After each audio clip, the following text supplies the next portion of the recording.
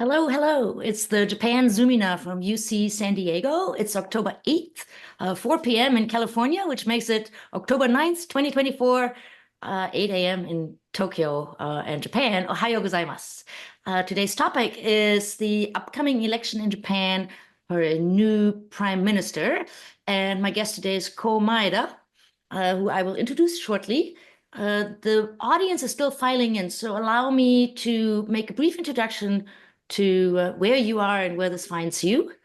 If I can find my right button here. Hang on, button. Where are you? There you go. I'm Ulrike Schaede, professor and director of the Japan Forum for Innovation and Technology at UC San Diego's School of Global Policy and Strategy. GPS is our version of an international relations and public policy school here in the far southern western part of the United States. We focus on the Pacific, but we also study obviously international relations, and we have 46 faculty who do so, 12 research centers. We offer 8 degrees, one of which is a Master's of International Affairs with a Japan specialization.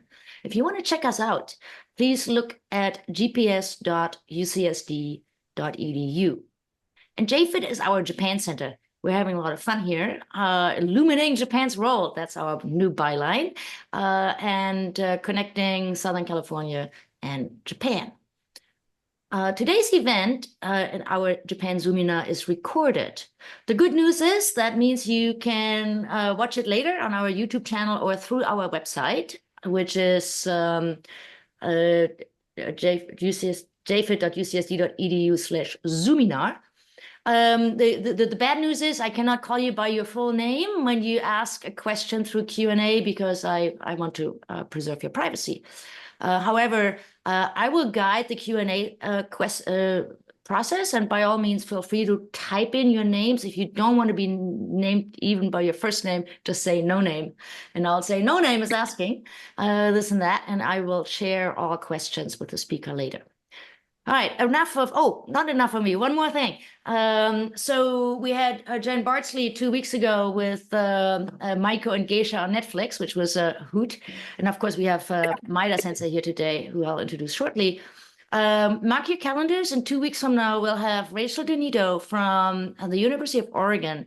And she has recently published a book on how eco-disasters are represented in Japanese movies. It's an edited volume, and it's super interesting. It goes from Godzilla all the way to how Japanese movie makers perceive, or for instance, of course, Fukushima and everything in between, I guess. And then we'll have our own election here in this country, and I thought Philip Lipsky would be great to have after that to parse out whatever the results of the Japanese and the U.S. elections are for U.S. relations going forward. All right, enough of me already. Let me, stop share. And there's Maeda Sensei. Hey, Ko, welcome. Let me introduce you briefly, and then I'll hand the microphone over to you. Ko Maeda is Associate Professor of Political Science at the University of North Texas, which is in Denton, Texas. And if you're not aware of Texas geography, it's about an hour on a good day, I guess, northwest of Dallas. And Ko earned his BA in International Relations at Tsukuba University in Japan, and his MA and PhD in Political Science from Michigan State. He has 13 very interesting papers to his name in referee journals. He has several book chapters and other things going on. And Ko, I will not exaggerate when I say you're one of the best known people in Japan party politics analysis today. And this is why I invited you, because there was something really interesting going on in Japan right now. As Kishida decides, I've had all the fun I can have. And then there was this whole thing about 10 candidates running for the LDP position and so forth and so on. So please help us understand all of this a little better. So let me give you the microphone and see how you will explain all of that. Thank you for the kind introduction, and thank you everyone for being here. Let me start my slide. So I'm Ko Maeda, and so Japan Japanese politics is in a very interesting time right now. I'm excited to talk about all this. So, okay, so let me quickly revisit what happened in the LDP leadership race 2 weeks ago. So in the first round, Takaichi and Ishiba finished first and second and advanced into the second round. So both Takaichi and Ishiba initially struggled to secure 20 legislators' support, which is necessary to run for the party leadership. Some other candidates, it was easy to get 20 recommendations. But Takaichi and Ishiba received large share of support from rank and file party members everywhere in the country. About 700,000 of them voted this time, and their votes are allocated with weight to those candidates. So what did we learn from this first round? That's grassroots power. So two candidates who initially struggled to win fellow legislators' support won the first round because of their popularity from grassroots supporters who are members of the LDP. Takaichi is popular from the party's right-wing flank, and she is considered Shinzo Abe's successor of the conservative path. And Ishiba is popular in rural areas of the country because when he was the Minister for Regional Revitalization, he visited many of those areas and get to talk to people get their support. And before this leadership race, the media and pundits predicted that Ishiba would win most party member votes. But Takaichi won more than Ishiba, even though the margin was very small. But that was an unexpected result. And plus, Takaichi won a lot more legislators' votes than Ishiba. And actually, at this point, I went to bed. It was after midnight. I was tired, and I thought, okay, with this result, Takaichi would win. Okay, it's over. I'm going to bed. Then I woke up middle of the night, opened my phone, and I saw Ishiba won. What happened? It was like 3 a.m. My time. So, okay, what happened? Ishiba defeated Takaichi in the runoff. So one thing is this. The institutional reason. Party members' votes had less weight in the runoff, as you can see in the graph, and that was by design. And also, votes from urban areas were further underrepresented by design that helped Ishiba. Another thing is this. This is just my speculation, but Takaichi's hard right position caused concern among many legislators. Legislators, they have to think about their next election.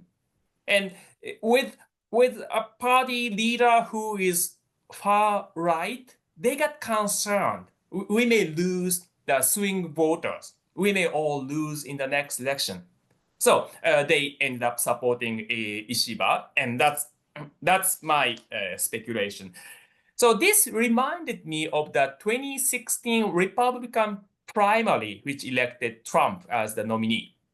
At that time, Trump was seen as he was complete outsider, seen as a fringe candidate, but he was enjoying a very energetic grassroots support.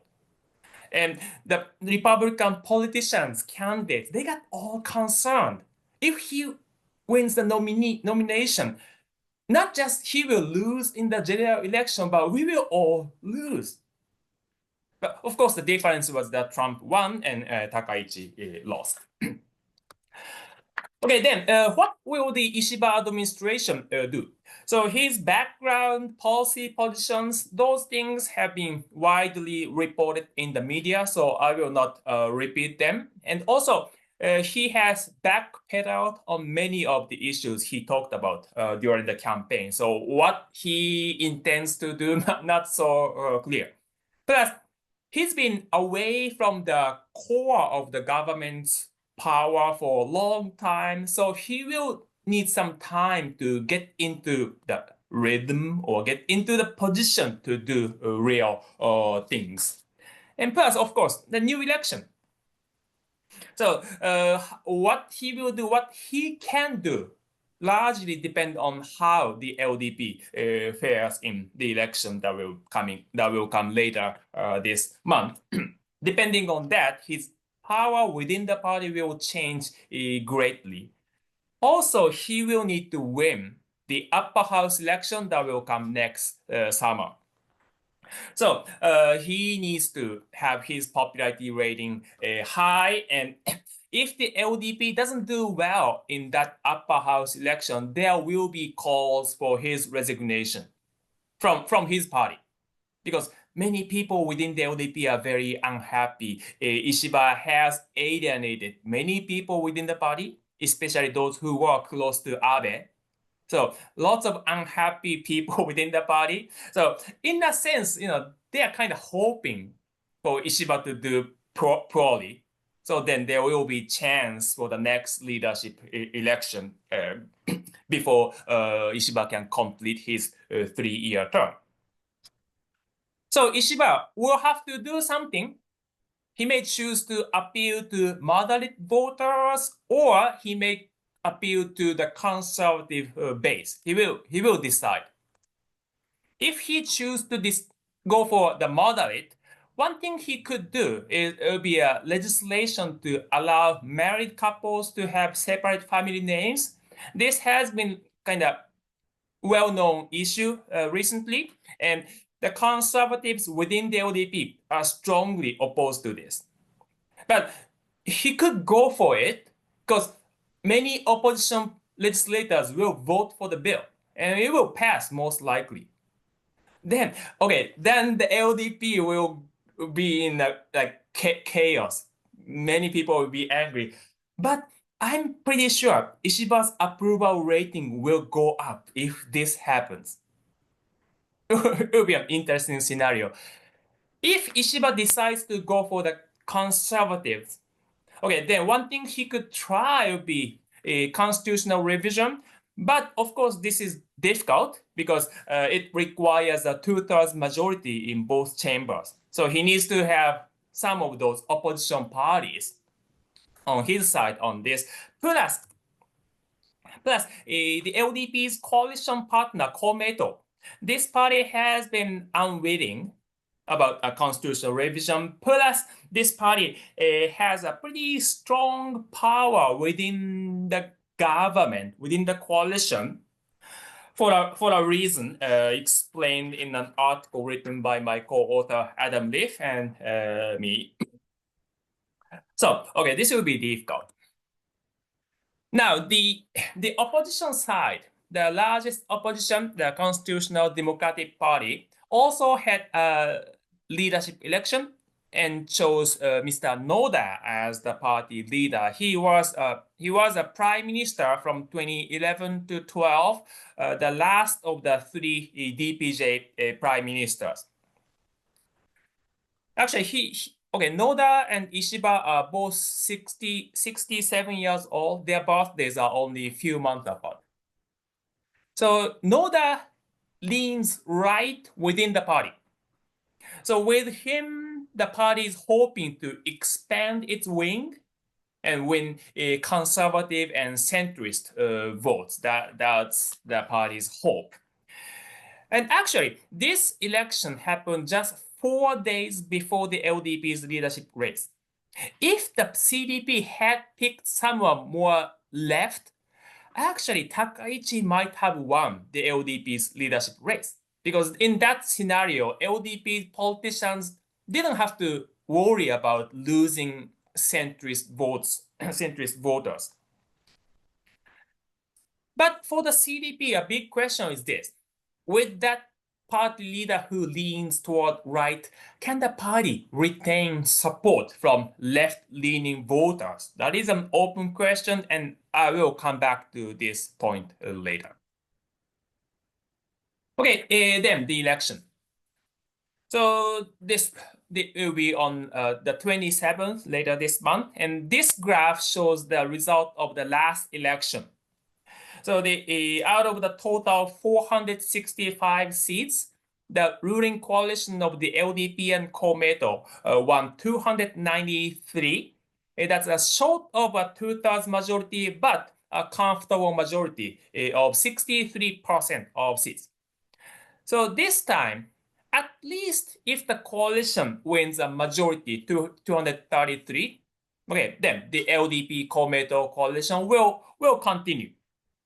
But practically speaking, if the LDP loses a single party majority, then there will be calls for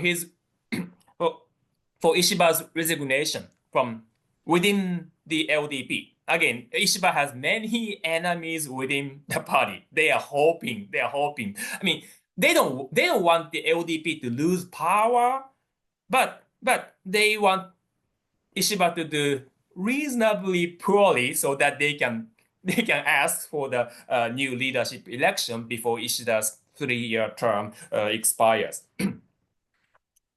So again, what Ishiba can do, how much power he will have in policy making will largely depend on how the LDP will do in this upcoming election.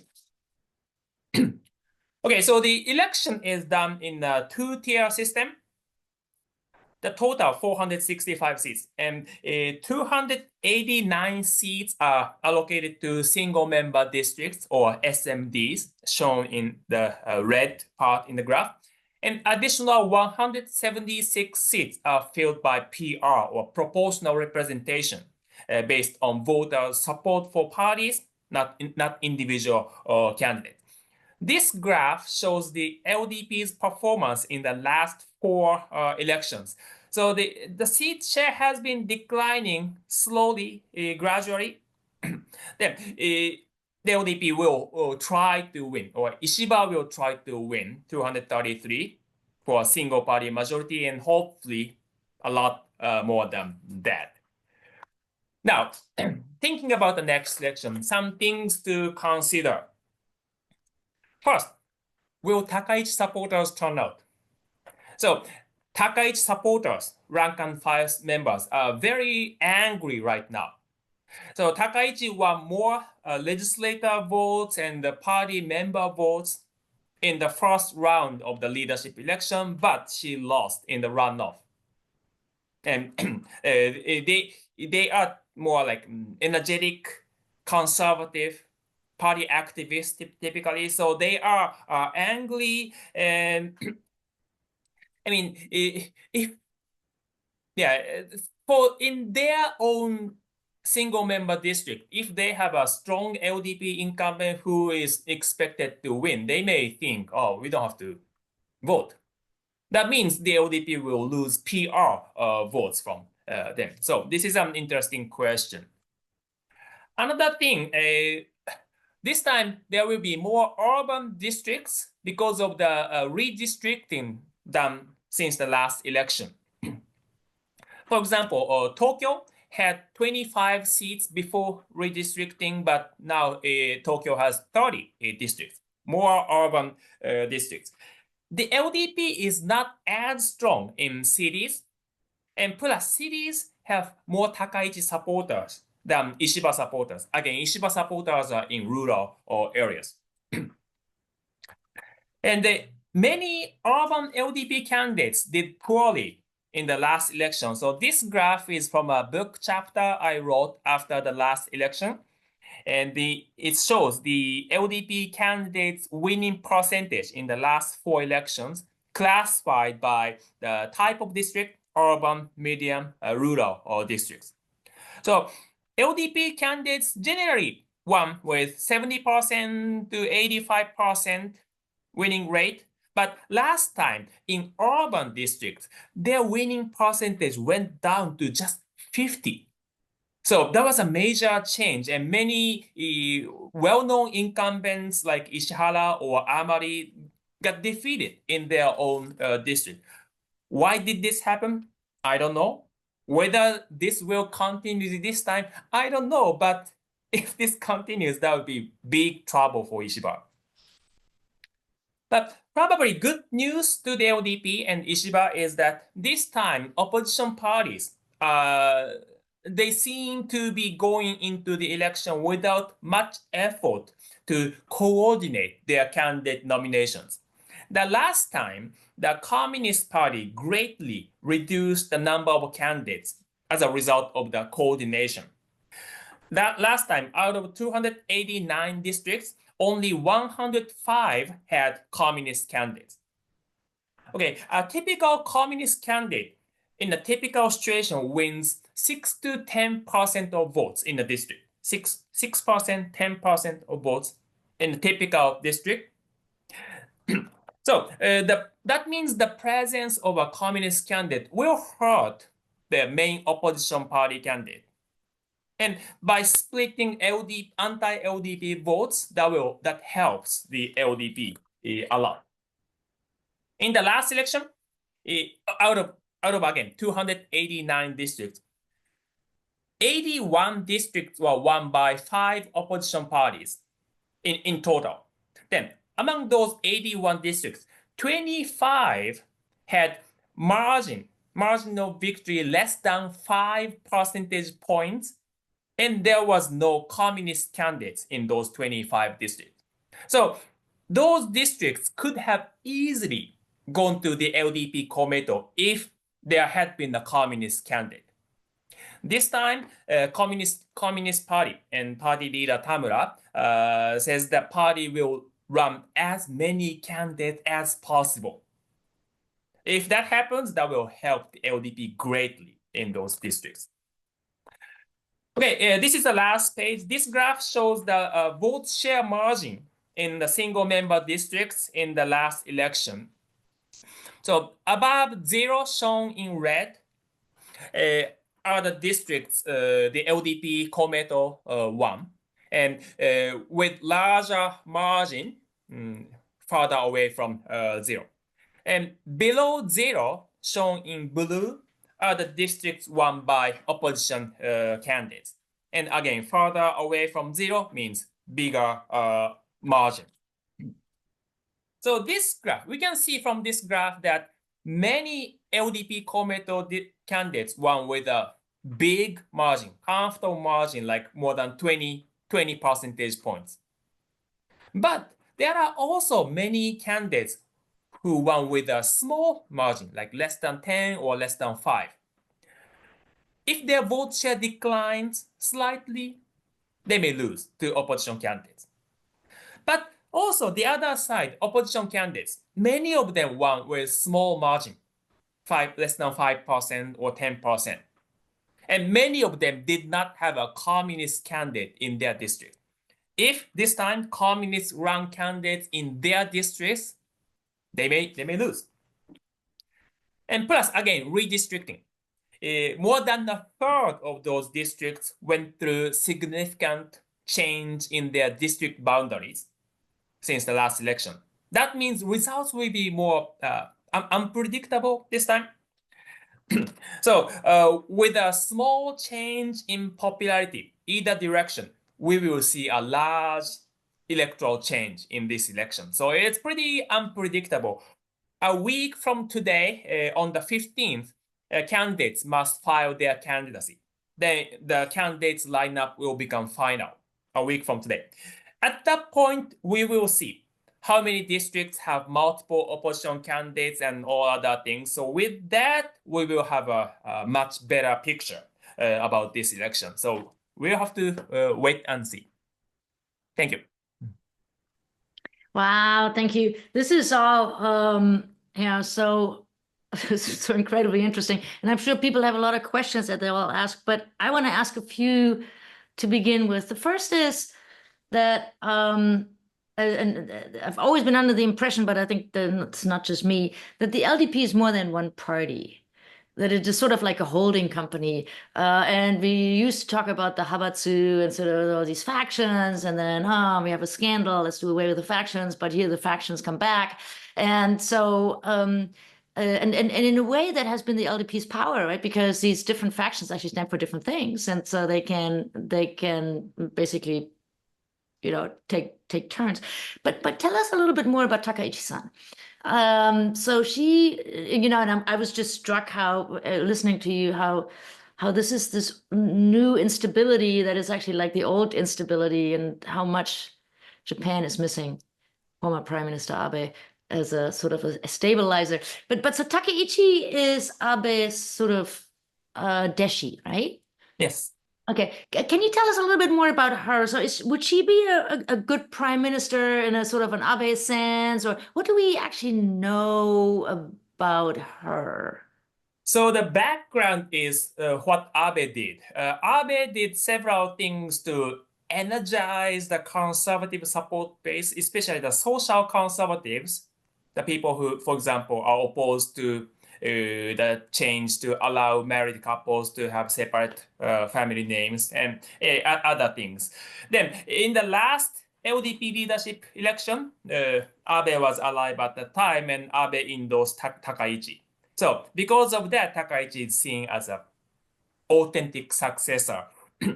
And this time, so since last year, many LDP politicians, especially those who are from Abe's faction, got involved in so-called slush funds scandal.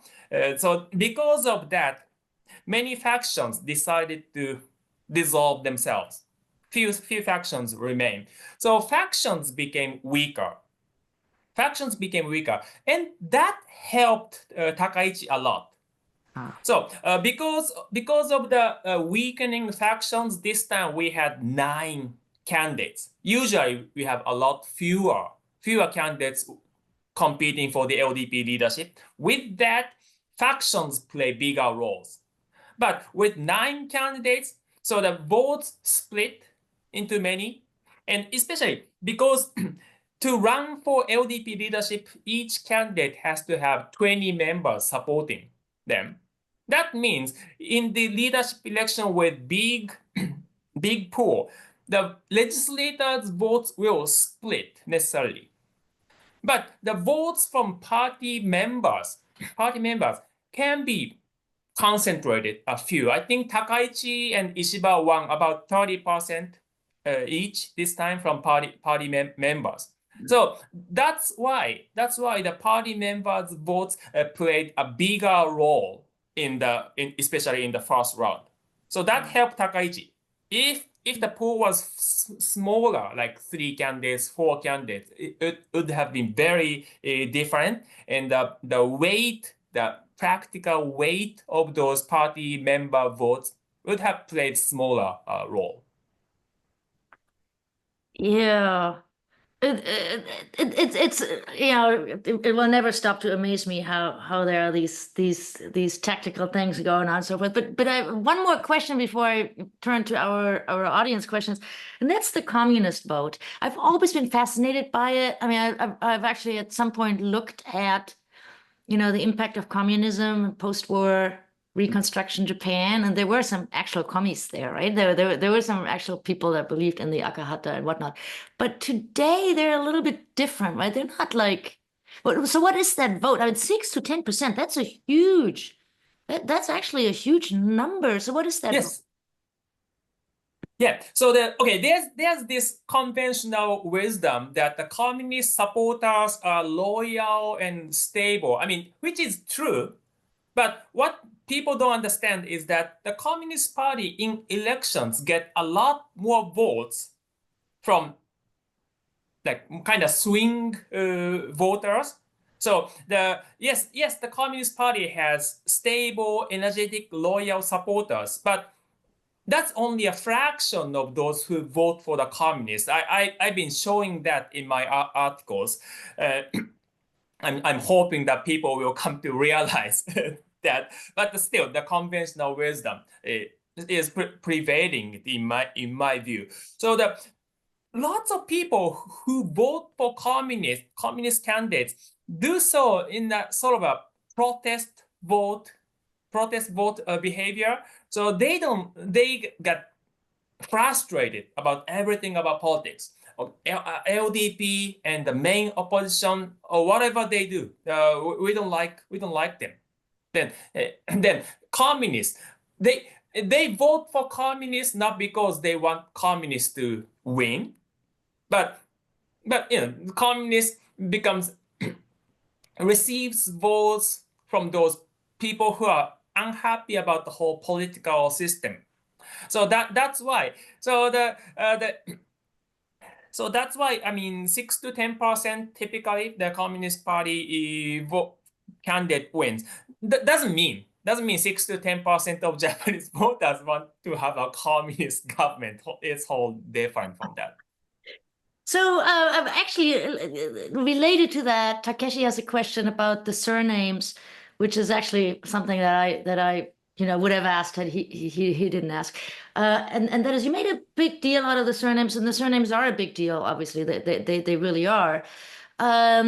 Yet Takeshi is wondering whether it really is such a divisive issue that so is the I'll just read it out. Is optional separate surnames for married couples such a decisive issue that makes independents vote for Ishiba's LDP?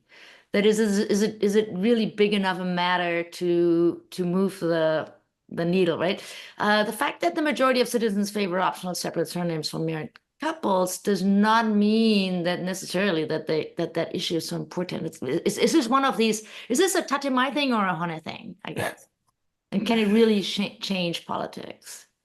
Yeah, I mean, I can only speculate, but that rule or possible change will be seen like a major change people can actually see. It is so like not like economic policy. So I mean, many people don't know about economic policy, like interest rate. People don't care. But the separate surname, that's something, or it's kind of like, well, maybe like a tax hike for a consumption tax. People see it, people feel it. So yeah, to me, I can only speculate, but to me, this will be seen as like a major change from those voters who don't really care about politics, who don't usually pay attention to politics, may see, oh, something is changing. So yeah, I guess It's a signal, right? And it's a signal towards, and it's a signal towards the center. Well, why is Takaichi-san against it? It's a too long a question, but social conservatives they say if family members have separate family names, that will cause dysfunctioning. I don't understand why they are saying so, but so that's why this issue is so interesting, right? Because it's so clearly not. It's so clearly not going to change the way Japan functions. So we have two questions about the CPJ and Noda-san. And so my conversations in Tokyo lately have been that Noda-san, that there are lots of supporters of Noda-san. And you mentioned that in urban areas, actually, the CPJ and Noda-san have been doing very well. So we have two separate questions. The first is Keith, who wonders how that happened that Noda became the CDP, is it CDP, CPJ, whatever? CDP. Sorry, I misspoke. We talk about the same thing, the main opposition party. So how did that happen? And Hiroki wonders whether there's any possibility of a grand coalition between the LDP and the CDP. So for instance, if the LDP became a plurality winner, but would fail to get the majority, which a lot of people think could happen, right? Would that be something that, and then he throws in for good measure, and if in the United States election, Trump were to win, would that even further kind of support that? So there's a lot of stuff on your plate. Maybe start with Noda-san. Yeah, why did Noda win? I think, okay, I mean, I wish there was survey of CDP party supporters' opinions, but I guess many party supporters wanted the party to move closer to the center. That way, the party can appeal widely to the voters in the middle. So they have a bad experience from last election. In last election, as I said in the presentation, CDP and the communists made a deal. Then, as a result, the communists withdraw many candidates. That helped the CDP, but the CDP was criticized by the LDP, Komeito, and others that, oh, CDP is working with the communists. So that's why that party cannot be trusted. So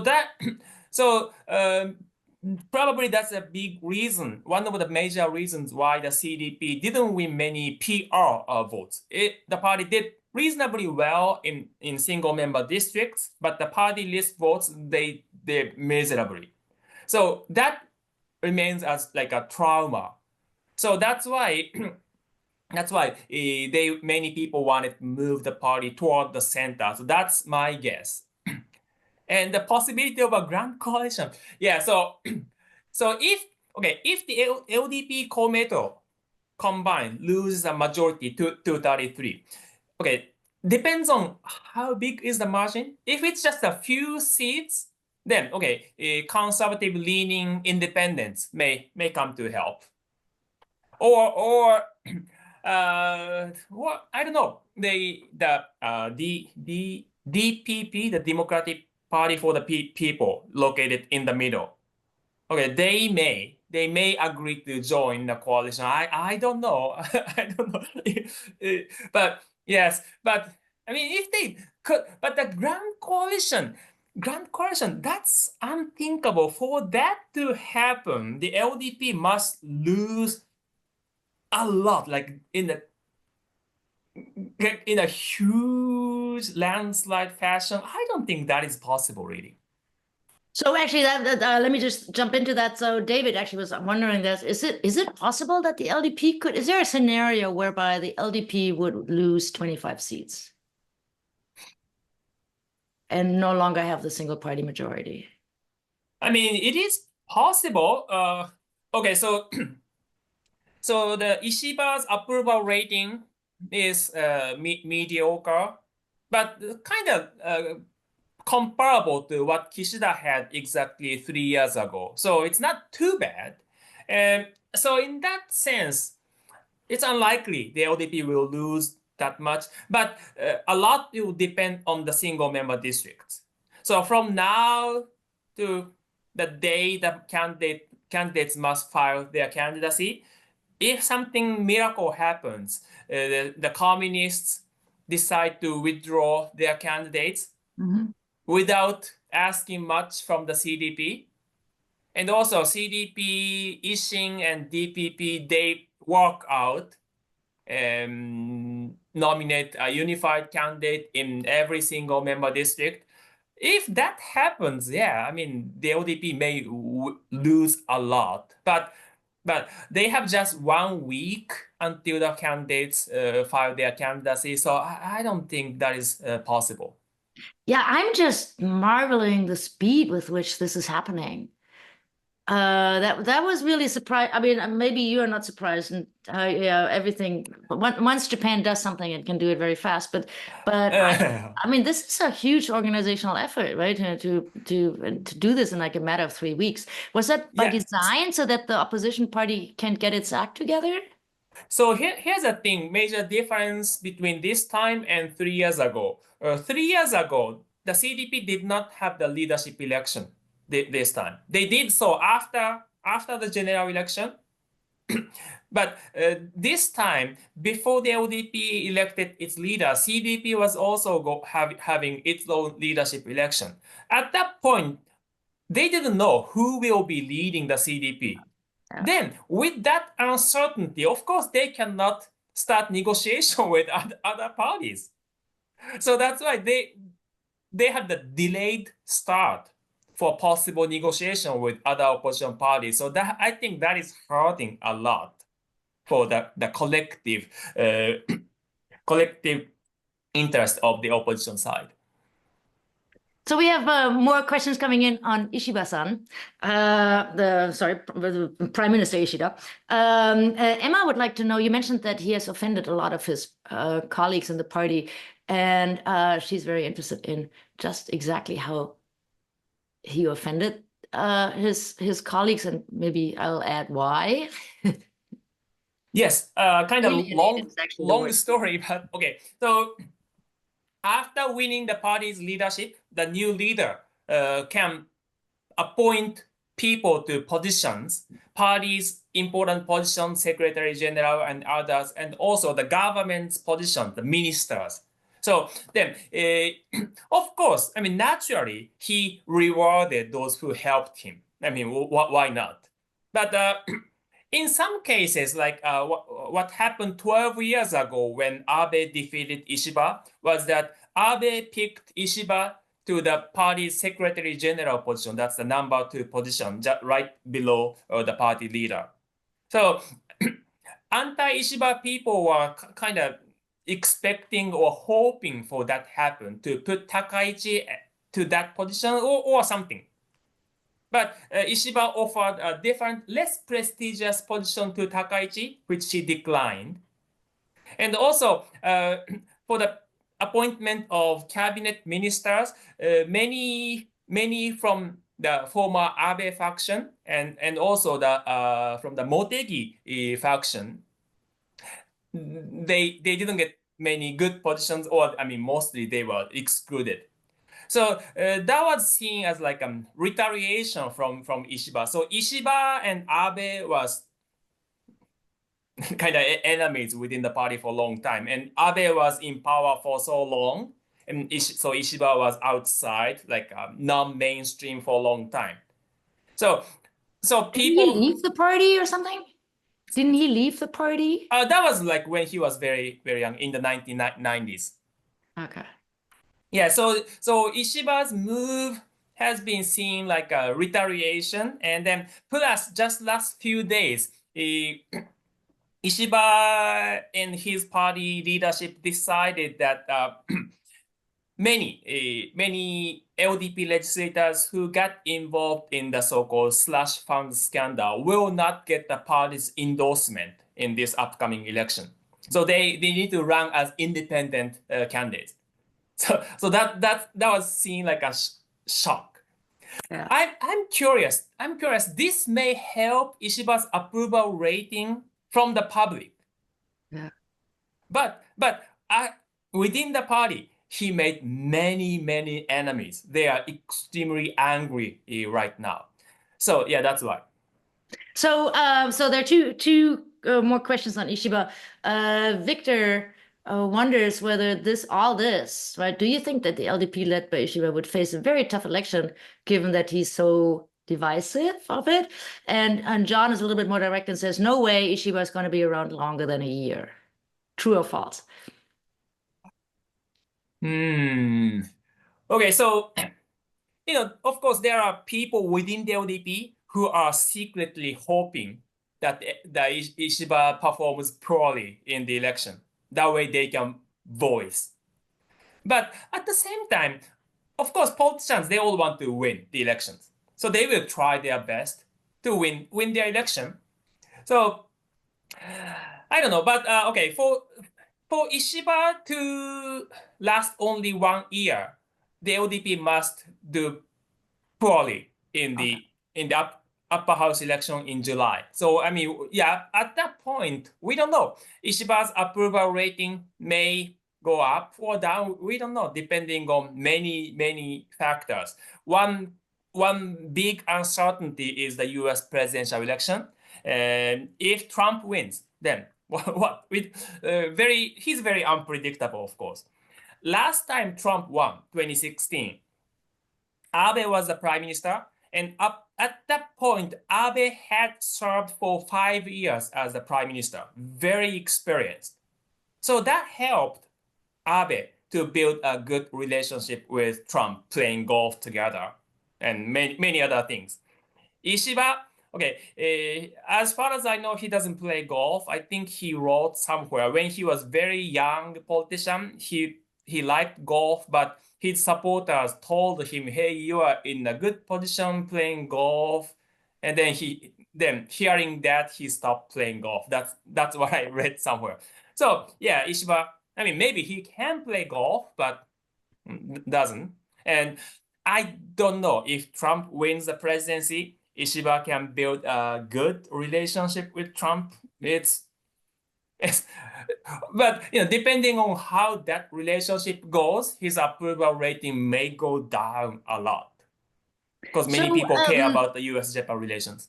so this is very interesting because I'm just sitting here thinking, well, this is all about tactics and sort of strategy and jockeying for position.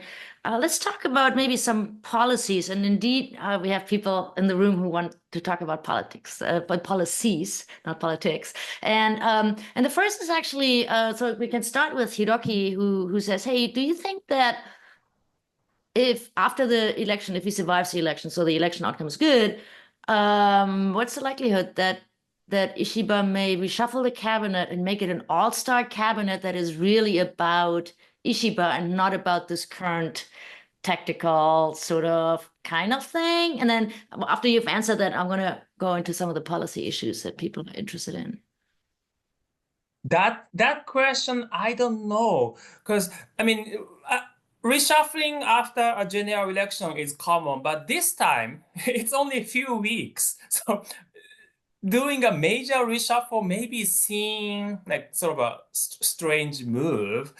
Some change maybe, yeah, but I don't think like major reshuffle. Yeah, I don't think so. Isn't there something in the LDP, in the old LDP, you had to be this kind of minister so many times, and Like yeah. reshuffle would help. You can count that, right? Yes, but it's like 1 year or so typically. Yeah. So this would be really okay. So we have these two questions on the economics side. Scott wonders whether you have a crystal ball kind of thing where you can say, so we might expect Ishiba to be sort of the anti-Abenomics person. Maybe you can lay that out a little bit, what Scott means here. But how much do you think Ishiba is more like, getting, is he getting out of deflation and the stock market and corporate governance reform or something? Or is this going to go back more a little bit to a more muted thing? And then Rick wonders, there doesn't seem to be a strong sort of economics group that can help him. Is it just bureaucracy that will support his economic policy making? Or, is he going to have some brain on the econ side? Okay, the short answer is I don't know. So Ishiba doesn't have like strong expertise in economic issues. He is known as an expert on defense policies. Economics, I don't think he knows much. So then his brain advisor kind of people, they have, of course, their own opinions. Then it all depends on who Ishiba will listen to. So yeah, I know this is not an answer, but it's unpredictable, and possibly incoherent because he doesn't have strong view on the economy. He hears something, he may be attracted. He may some other opinion, he may be attracted. That could happen. Yesterday or day before yesterday, he said he will follow Kishida's path about economic policies. Probably he doesn't understand what that meant, but he wanted to show he's like a stable, reliable person. So Koizumi was doing really well, at least in the media. And then really it did not happen for him. What is can you talk a little bit? Let's go back to the basics. So Kishida announces that he's no longer he doesn't want to be the head of the LDP, and as such, he's no longer, prime minister. So all of this starts, and a little bit surprisingly maybe. And Koizumi looked really good in the media for a long time. It looked as if he actually could make a run for the money there, and then really didn't. What was the background around that? What are the concerns there? Yeah, so in early September, there was a American Political Science Association, and I went there, and a group of scholars who study Japanese politics got together and we had a fun prediction game of who will win the LDP leadership. I voted for Koizumi. Not like, not like I support him or anything, just pure prediction. And I think majority of us voted for Koizumi, predicted that Koizumi would win. That didn't happen. What I heard from the media was that the more he talked about policy issues, then that he kind of showed that he doesn't get things well, or his understanding on certain policy issues is superficial. So then his popularity went down. So that's the, I think, the common understanding. But he may, he's still young, so he may have good future. So he's very unexperienced at this point.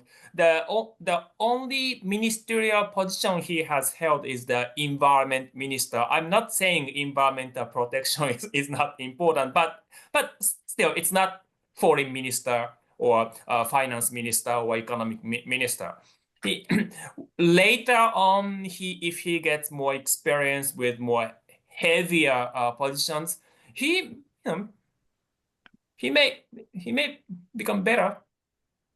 Yeah, so I think people expecting that, right? Sort of, and Japan is also still sort of maybe a little bit of a hierarchical thinker in that regard. So to what extent does the fact that Ishiba has this background in defense has been a factor? I mean, to what extent are Japanese voters really kind of looking into what's happening in the world while we're doing this? And is this maybe also an Anzen Daiichi vote in the sense that, I want an experienced foreign or defense policy guy in that position? Can you read the tea leaves on the voters' mindset a little bit there? My short answer is that all those Ishiba's expertise was not a factor. Ishiba was elected because in the runoff, many people didn't want Takaichi. So, the Ishiba received You won support. by default. so yes, that's why those who are concerned about the possible Takaichi administration, which is expected to cause conflicts with China, Korea, and the U.S. So that made many people concerned. Then, okay, who's the other? Okay, hey, that's Ishiba. Let's go for him. I see. So the Hawks were too hawkish or something like that. Yep. Yeah. Yeah. So what do you as many of the regulars know, towards the end of our hour, I always ask this question that that ends us a little bit on a bad note. So I want to ask it early enough that we can end on a high note. But what worries you most as you look at all of this? We've gotten so comfortable with knowing that Abe was the prime minister and Abenomics was the economic policy that's super important for business, right? Very predictable, very low uncertainty. It was very clear what Abenomics was about. And so companies could do a lot of things that they might not be willing to do if they don't know where politics is going and so forth and so on, right? So what is your biggest concern about the Japanese political landscape right now? Yeah, on the economy side, again, Ishiba doesn't know much about the economy. So it depends on who gets Ishiba's ear. But if Ishiba's position becomes inconsistent, like on one day he says something, following day he says another thing, it becomes unpredictable, creates uncertainty in the economy. That's not a good thing. So so that is one concern. Plus about the foreign relations, since he's confident about his knowledge about the defense, military kind of things, he may try to do things the way he wanted to do for a long time, like Asian NATO plan. Basically, no one likes that idea. But if Ishiba decides that, okay, to raise my popularity, I should be more assertive, I should push my plan, then, well, not having many good friends within the party, he may just decide on himself on many issues and then say something without much consideration or arrangement with the party and government. That would be a major concern, I guess. Okay, and what would you, if you get your crystal ball out and think, what do you think could be his most important contributions? I mean, is there something on his plate that only he can do? Where the audience has suggested, could he actually push through agricultural reform? Could he actually push through some things that Japan really needs and that actually would be great for somebody to do? I don't know. He cares a lot about rural areas, the rural revitalization. Himself coming from Tottori Prefecture, but that's difficult for anyone. I mean, say declining birth rate, especially in the countryside, that is a huge issue, but no one knows what to do about it. we don't know. So Well, I thought it yeah. was sorry. I thought that had already started. I mean, we're building plants in Kumamoto to make semiconductors. We're building plants in Hokkaido to make semiconductors. I think that U-turn has already started. Yeah. Those things, Yeah. yes. Yeah. Some No, things are I think this is happening. serious. That you know we know this from the United States and also Europe. It only takes one or two companies to actually show that a Yeah. greenfield factory, can not only run well but can run more cheaply, and and with all of these investments that are happening in the north and in the south, Hokkaido and Kyushu, I think that thing has started. You don't see it immediately, but it'll take I mean, yeah, of course. Yeah, I know. That's a huge thing for Kumamoto, yeah. Hokkaido, but what about the rest, right? So Yeah. it Okay. is hard. It is hard. That long term, the declining birth rate, that is a huge issue socially, economically, but there's no solution for it. The government, local government, doing things, but it's not working. So that's a long term major issue. No one knows how to solve. I might have some ideas, but okay, maybe not not feasible. All right, so I'm actually thinking there could be a little bit of an upset. So let's see. We have what is it, 2 weeks, 3 weeks or something? We will know what's going to happen. Yes. So thank you, Maeda Sensei, for joining us today. It was really great to get an update on all of these developments, and I was particularly sort of interested in these. Okay, because the LDP picked Ishiba, we have to pick Noda, kind of sort of the interplay there, which I don't think I've heard in Germany or other places in that same way. So super interesting. Thank you very much. And audience, thanks for joining us. It was a big crowd today, and that was great. We will be back in 2 weeks with going to the movies and seeing how Japanese film portrays the moments of precarity or threat or environmental disaster. And I think it happens a little differently in Japan from how we do it. And so that's very interesting. And then in 4 weeks from now, I'll have Philip Lipsky here to sort of parse out for us the results of both of these elections, the one in Japan and the one in the United States. So thank you very much. Until then, please all stay very well and take good care. Goodbye.